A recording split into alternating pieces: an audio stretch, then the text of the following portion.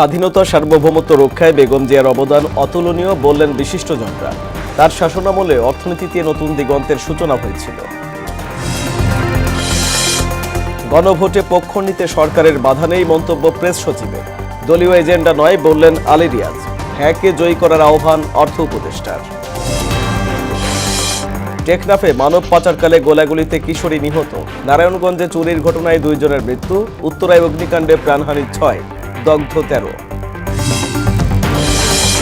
এবং ছুটির দিনে বাণিজ্য মেলায় উপচে পড়া ভিড়। পছন্দের পণ্য কিনছেন সব বয়সী মানুষ। দাম নিয়ে ক্ষুব্ধ ক্রেতারা।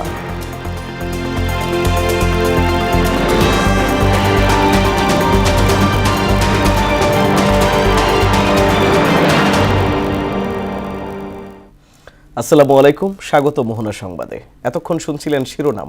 পুরো সংবাদের সঙ্গে আছি আমি আরিফুল ইসলাম।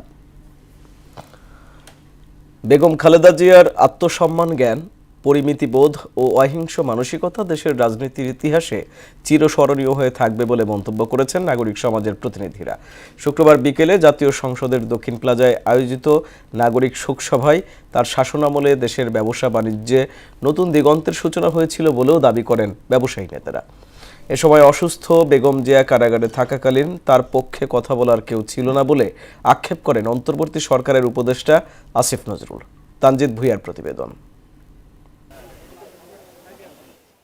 রাজধানীর মানিক মিয়া এভিনিউয়ে সংসদ ভবনের দক্ষিণ প্লাজায় অপরাজেয় বেগম জিয়ার স্মরণে আয়োজিত নাগরিক সভায় অংশ নেন বিশিষ্ট বুদ্ধিজীবী, সুশীল সমাজ, ব্যবসায়ী ও বিভিন্ন দেশের কূটনীতিক সহ দলীয় নেতাকর্মীরা।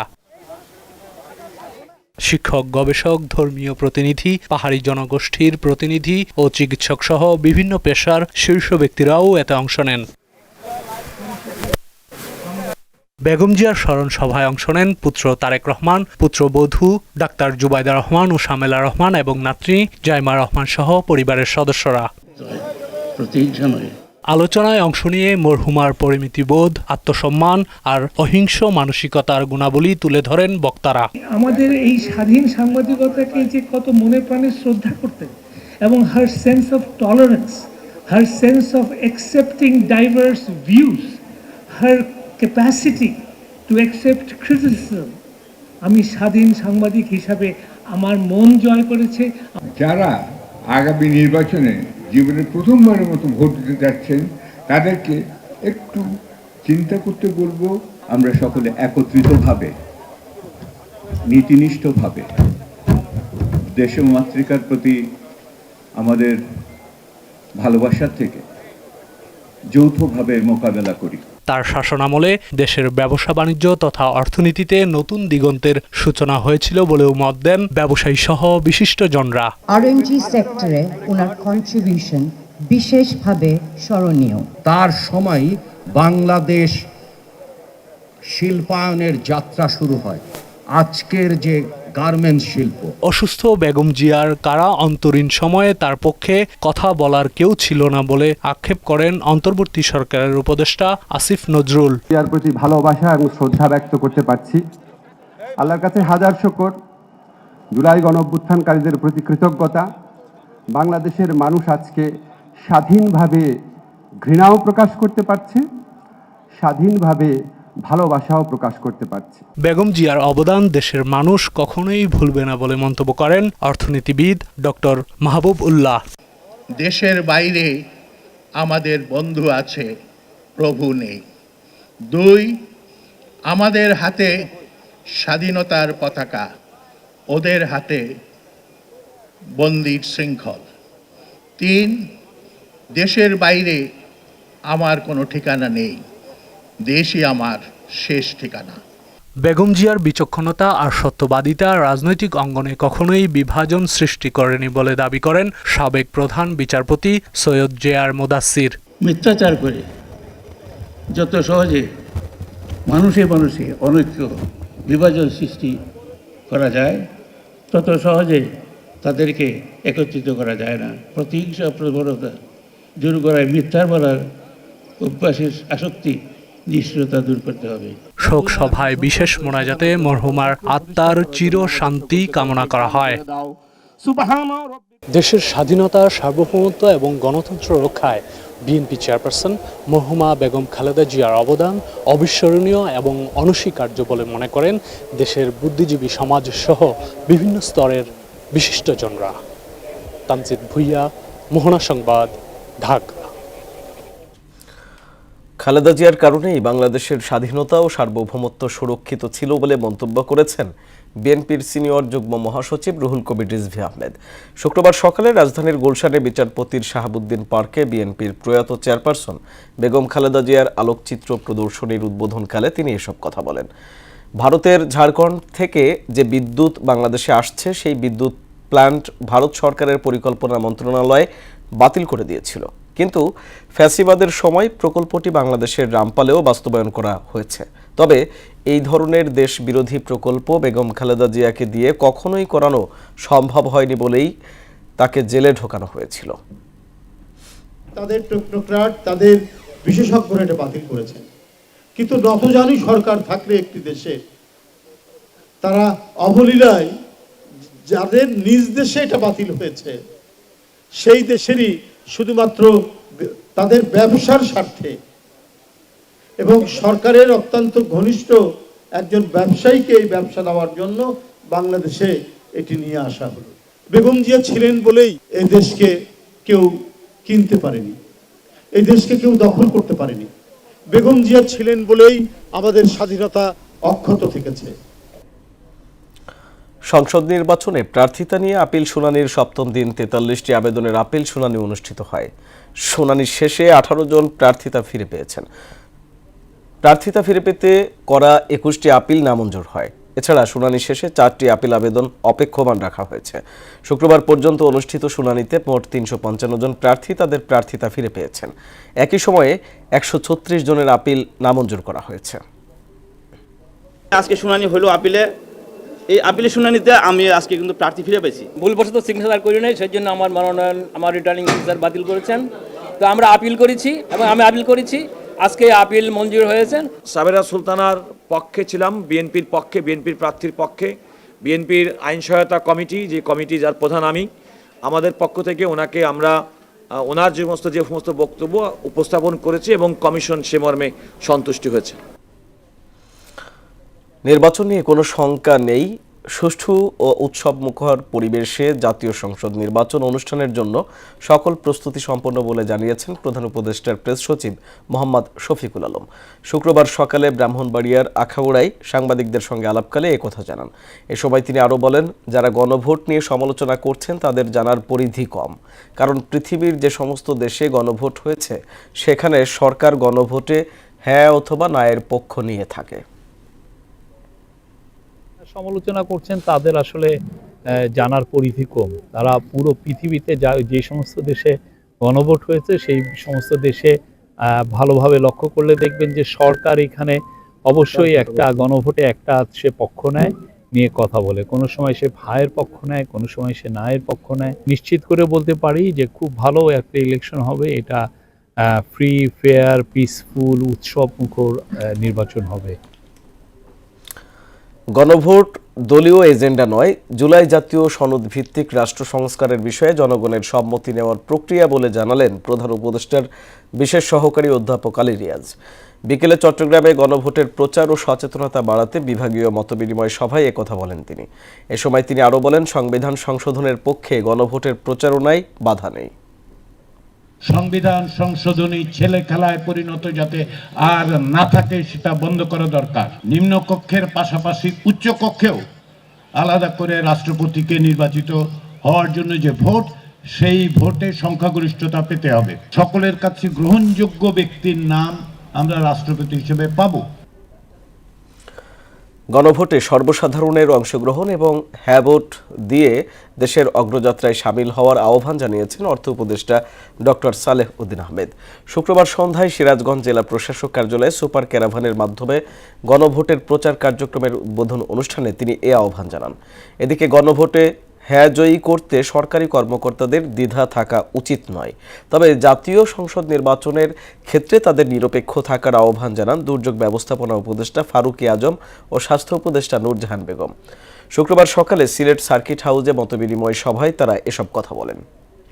আপনার স্বার্থ, দেশের স্বার্থ সুরক্ষা করার জন্য আপনি সবসময় জাগ্রত থাকবেন। জুলাই সনদের একটা বিরাট অংশ, এখানে আমাদের মর্যাদা, এখানে আমাদের সম্মান। আমরা যদি সেটা বুলন্ডিত করি তার দায় অনাগত ভবিষ্যতে আমাদের সন্তানদের ভোগ করতে হবে। এটা যেন আমরা সুনির্দিষ্টভাবে মনে রাখি। একটা হলো গণভোট, তারপরে হলো সংসদীয় ভোট। গণভোটের ক্ষেত্রে আমার অবস্থান একেবারে পক্ষে, 100% পক্ষে। আমি গণভোটের জন্য প্রচারণা চালাচ্ছি, আমি গণভোট দিচ্ছি, আমি হ্যাঁ দিব। টেকনাফে মানব পাচার কেন্দ্র করে দুই গ্রুপের গোলাগুলিতে সোমায়া আক্তার নামে এক কিশোরী নিহত হয়েছে। শুক্রবার সন্ধ্যায় টেকনাফ উপজেলার বাহারছড়া ইউনিয়নের নোয়াখালী পাড়া এলাকায় এ ঘটনা ঘটে। সাগর পথে মানব পাচারের উদ্দেশ্যে রোহিঙ্গা সহ কয়েকজনকে বাহারছড়ার নোয়াখালী পাহাড়ি এলাকায় জিম্মি করে রাখে মানব পাচারকারী এক চক্র। এদের উদ্ধারের লক্ষ্যে সন্ধ্যায় উখিয়া রোহিঙ্গা ক্যাম্প থেকে আসা 10 থেকে 12 জন অস্ত্রধারী নোয়াখালী পাহাড়ি এলাকায় মানব পাচারকারীদের আস্তানায় হামলা চালায়।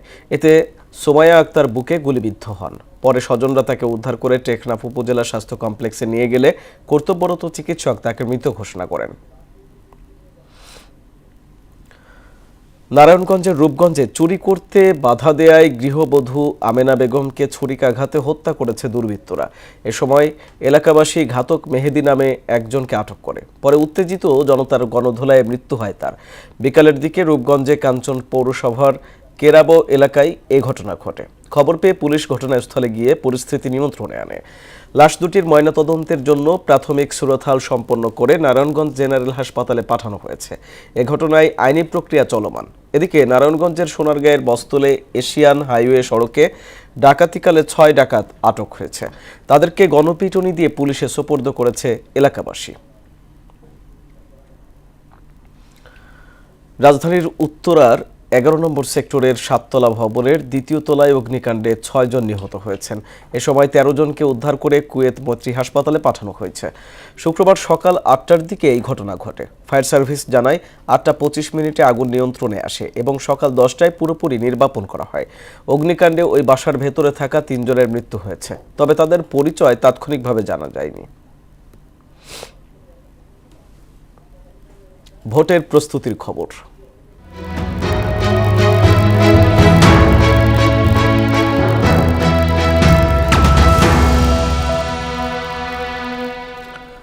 আসন্ন নির্বাচন ঘিরে সাধারণ মানুষের শঙ্কা যেন কাটছেই না।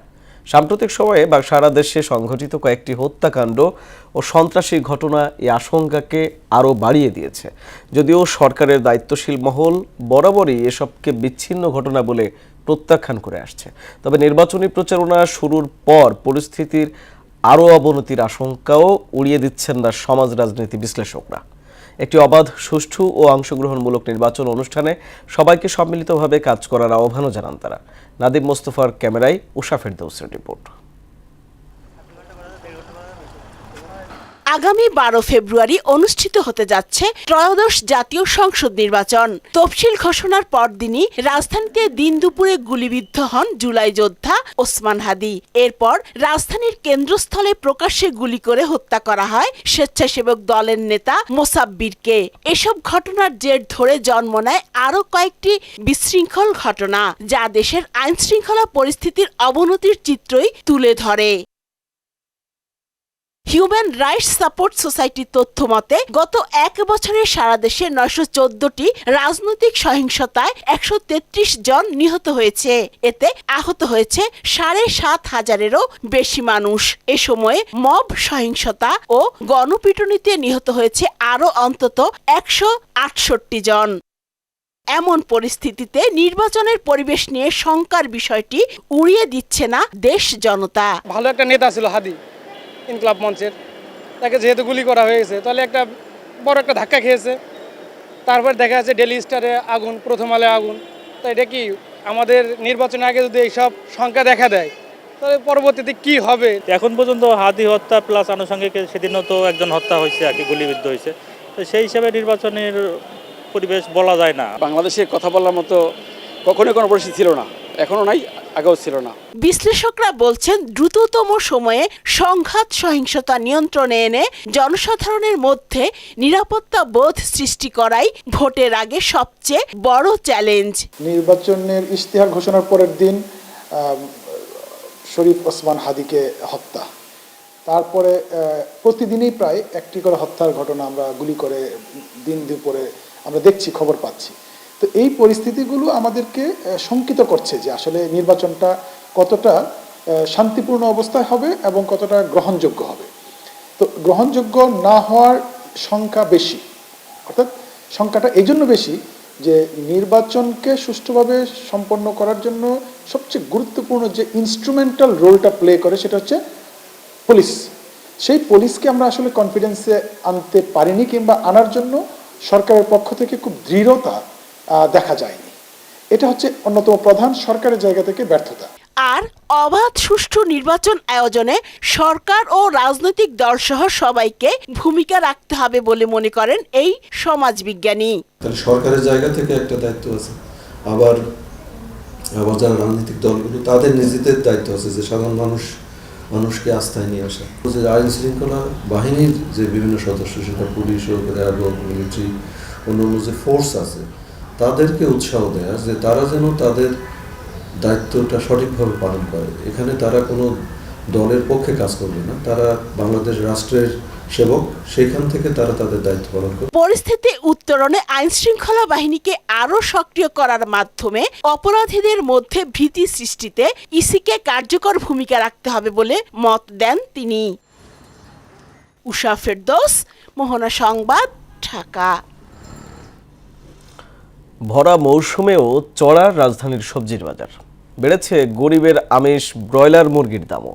এদিকে মাত্র 2 সপ্তাহের ব্যবধানে চালের দামও বেড়েছে কেজিতে 4 টাকা করে। এ নিয়ে ক্ষুব্ধ ক্রেতারা। আর বরাবরের মতোই বাড়তি দামে বিক্রি হচ্ছে মাছ মাংস। বাজার ঘুরে আরও জানাচ্ছেন উষা ফেরদৌস। এই বছর শীতের শুরু থেকেই নানা অজুহাতে বাড়তি ছিল সবজির দাম। ধীরে ধীরে কিছুটা কমলেও আবারও ঊর্ধ্বমুখী সবজির বাজার। সপ্তাহ ব্যবধানে টমেটো, বেগুন, করলা, বরবটি, লাউ, শিম, কাঁচামরিচ সহ সব সবজির দাম কেজিতে 20 টাকা পর্যন্ত বেড়েছে। প্রত্যেকটা সবজির এখনো প্রচুর দাম, মানে গতবার তুলনায় এবছর কিন্তু অনেক বেশি। সব জিনিস 100 টাকা, 120 টাকা। সাধারণত টাকাই তোলা সবকিছু নিত্য করে মানুষের নিতে থাকতো। এদিকে সব ধরনের ডিমের দাম স্থিতিশীল থাকলেও বেড়েছে গরিবের আমিষ খ্যাত ব্রয়লার মুরগির দাম। কেজি প্রতি বিক্রি হচ্ছে 175 টাকা পর্যন্ত, যা গত সপ্তাহে ছিল 155 থেকে 160 টাকা। আর গরুর মাংস বিক্রি হচ্ছে 780 থেকে 800 টাকায়। সম্ভাবনা আছে, আপনার রমজানের সম্ভাবনা আছে।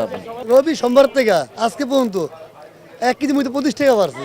2 সপ্তাহের ব্যবধানে প্রতি কেজি চালের দাম 4 টাকা পর্যন্ত বেড়েছে। ভরা মৌসুমে চালের দাম বাড়ায় ক্ষোভ জানায় ক্রেতারা। দায় দিচ্ছেন সিন্ডিকেটের কারসাজিকে। এটা সব সিন্ডিকেটের ব্যাপার। এটা আমরা তো চালক, কৃষকরা তো পোষা পাচ্ছে না। কৃষকরা যে হারে খরচ, এ হারে হয় না। একটা মজুরি দিয়া অতটুকু আমরা পাচ্ছি না, কিন্তু আমরা এখানে এসে আমরা কমে পাচ্ছি না। আমরা এখানে আসলে বেশি নিতে হচ্ছে। পুরাতন চালগুলোর দাম একটু বাড়তি নিতেছে তারা। বরাবরের মতোই অস্বস্তি মাছের বাজারে। রূপালী ইলিশ সহ নদীর মাছের দাম মধ্যবিত্তের নাগালের বাইরে। আর সস্তার চাষের মাছও নিম্ন আয়ের নাগালে নেই। দাম বাড়ার কারণ হিসেবে সরবরাহ সংকটের সেই খোঁড়া যুক্তি ব্যবসায়ীদের। শীত ইলিশ মাছটা পাওয়া যায় কম বুন, এর জন্য ইলিশ মাছের দামটা একটু বাড়তি থাকে শীতের ভিতরে। এখানে মনে হয় আড়তদাররা কোনো কারসাজি করে দাম বাড়ায়। এছাড়া মানে নদীর মাছ এত বেশি, মানে চাষের মাছের তুলনায় বেশি হবে, এটা কখনো হওয়া সম্ভব নয়। তেলাপিয়ার মাছ যায় এবং পাঙ্গাস মাছ যে পরিমাণ আমরা বাজারে দেখতেছি, এত পরিমাণ উৎপাদন এবং এত পরিমাণ বেশি, তারপর দাম কমতেছে না। পাইকারি বাজারে দাম কমলেও খুচরা বাজারে এর প্রভাব পড়ে না বলেও জানায় ক্রেতারা। উষা ফেরদৌস, মোহনা সংবাদ, ঢাকা। ছুটির দিনে বাণিজ্য মেলায় উপচে পড়া ভিড়। সকাল থেকেই মেলায় আসেন নানা বয়সী মানুষ। পণ্য প্রদর্শন, বিশেষ ছাড় আর বিনোদনে জমে উঠেছে মেলার পরিবেশ। সার্বিক পরিবেশ ও আয়োজন নিয়ে সন্তুষ্টি জানালেও পণ্যের দাম বেশি বলে অভিযোগ করেন ক্রেতারা। সুরায়া মুন্নির রিপোর্ট। পূর্বাঞ্চলের রূপগঞ্জে আয়োজিত আন্তর্জাতিক বাণিজ্য মেলায় সকাল থেকেই দর্শনার্থীদের ভিড় ছিল চোখে পড়ার মতো। পরিবার পরিজন নিয়ে অনেকেই আসছেন মেলায়। দেশি বিদেশি নানা পণ্যের স্টল ঘুরে দেখছেন ক্রেতারা। তবে পছন্দের পণ্যের দাম তুলনামূলক বেশি বলে অভিযোগ করছেন অনেকে। এই জুতাগুলো যদি 700-800 টাকা দাম হইতো তাহলে ভালো হতো। 1800 টাকা অনেক দাম হয়ে গিয়েছে আমাদের জন্য। টোবার চেয়ে নিচ্ছে, যেটার দাম একটু কম সেটা একটু বেশি করে ধরছে। কাঁচা জিনিসগুলো একটু বেশি লাগে আর অন্যান্য তুলনা মোটামুটি আর কি ভালো। মেলায় রয়েছে তৈরি পোশাক, হস্তশিল্প, আসবাবপত্র, ইলেকট্রনিক্স, চামড়াজাত সহ নিত্য প্রয়োজনীয় নানা সামগ্রী। অনেক প্রতিষ্ঠানই দিচ্ছেন বিশেষ ছাড়, যা ক্রেতাদের আগ্রহ আরও বাড়িয়েছে। ডিজাইন এবং অ্যান্টিক ভাবটা আছে, অন্যান্য সামগ্রিক থেকে একটু ডিফারেন্ট, সেই জন্যই আর কি। আংটি কিনলাম, ইয়াররিংস কিনলাম, অনেক কিছু কিনলাম। শুধু কেনাকাটাই নয়, মেলায় রয়েছে খাবারের স্টল, ঘর সাজানোর সামগ্রী, আসবাবপত্র এবং শিশুদের জন্য আলাদা বিনোদনের ব্যবস্থাও। বেলা বাড়ার সঙ্গে সঙ্গে বাড়তে থাকে লোক সমাগম। আশা করছি আরো ভালো হবে ইনশাল্লাহ। মোটামুটি এখনো মোটামুটি সন্তোষজনক আর কি। কিছু জিনিস আনকমন আছে, বাট এখানকার প্রাইসটা একটু অন্যান্য জায়গা থেকে একটু বেশি। নিরাপত্তা ও শৃঙ্খলা বজায় রাখতে পর্যাপ্ত ব্যবস্থা নেওয়া হয়েছে বলে জানান আয়োজকরা। তবে কিছু অপ্রীতিকর ঘটনার কারণে নিরাপত্তা আরও জোরদারের দাবি জানান ভুক্তভোগীরা। একজনের চুরি হয়েছে, এখানে অনেকজন এমন আছে যাদের পার্স চুরি হয়ে যেতেছে। ম্যানেজমেন্টটা একটু দুর্বল, সেজন্য একটু ম্যানেজমেন্টটা একটু ভালো করে। কেনাকাটা, বিনোদন আর নতুন পণ্যের সম্ভারে বাণিজ্য মেলা এখন দর্শনার্থীদের মিলন মেলায় পরিণত হয়েছে। প্রতিদিন সকাল 10টা থেকে রাত 10টা পর্যন্ত সবার জন্য উন্মুক্ত মেলা। সুরাইয়া মুন্নি, মোহনা সংবাদ, ঢাকা। ফ্যাসিবাদের বিরুদ্ধে সবাইকে ভোট দেওয়ার আহ্বান জানালেন শিল্প উপদেষ্টা আদিলুর রহমান খান। সকালে বান্দরবানের জেলা প্রশাসনের আয়োজনে ক্ষুদ্র নৃগোষ্ঠীর সাংস্কৃতিক ইনস্টিটিউটের অডিটোরিয়ামে গণভোটের প্রচার ও ভোটার উদ্বুদ্ধকরণের উদ্দেশ্যে প্রচারণা সভায় প্রধান অতিথির বক্তব্যে তিনি কথা বলেন। এ সময় তিনি আরও বলেন, গণ অভ্যুত্থানের সরকারের উদ্যোগে জুলাই সনদ প্রেরণ করা হয়েছে। সেই সনদের ব্যাপারে সকলের সম্মতির জন্য 12ই ফেব্রুয়ারি গণভোট। যারা বাংলাদেশকে বদলে দিতে চান, বাংলাদেশকে সমৃদ্ধশালী করতে চান, সবাই মিলে গণভোটে হ্যাঁ এর পক্ষে ভোট দেবেন। গণভোটে জুলাই সনদের পক্ষে যেন হ্যাঁ ভোট আসে, সেজন্য সবাইকে আহ্বান জানাচ্ছি যেন কখনোই আর ফ্যাসিবাদ, পতিত স্বৈরাচার ফ্যাসিবাদ কখনোই ফেরত না আসে বাংলাদেশে। ষড়যন্ত্র যারা করছে তারা মূলত পালিয়ে যাওয়া লোকরা এবং তাদের সঙ্গের দুর্বৃত্তরা করছে। বাংলাদেশের জনগণ রক্ত দিয়ে যে ধারা প্রতিষ্ঠা করেছে অন্যায় অবিচারের বিরুদ্ধে, সেই ধারা সমস্ত ষড়যন্ত্রকে প্রতিহত করে। শেষ করব মোহনা সংবাদ, যাবার আগে জানিয়ে দেব শিরোনামগুলো আরও একবার।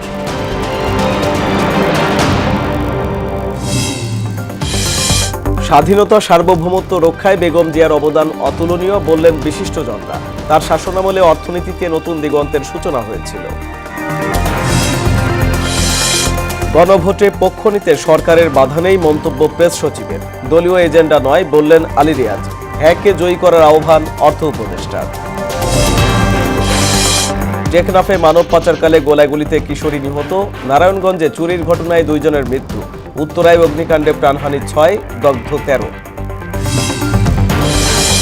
এবং ছুটির দিনে বাণিজ্য মেলায় উপচে পড়া ভিড়। পছন্দের পণ্য কিনছেন সব বয়সী মানুষ। দাম নিয়ে ক্ষুব্ধ ক্রেতারা।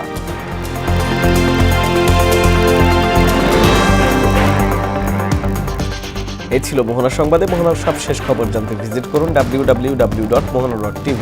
সংবাদ দেখতে পারেন ফেসবুক, ইউটিউবেও। এতক্ষণ সঙ্গে থাকার জন্য ধন্যবাদ সবাইকে।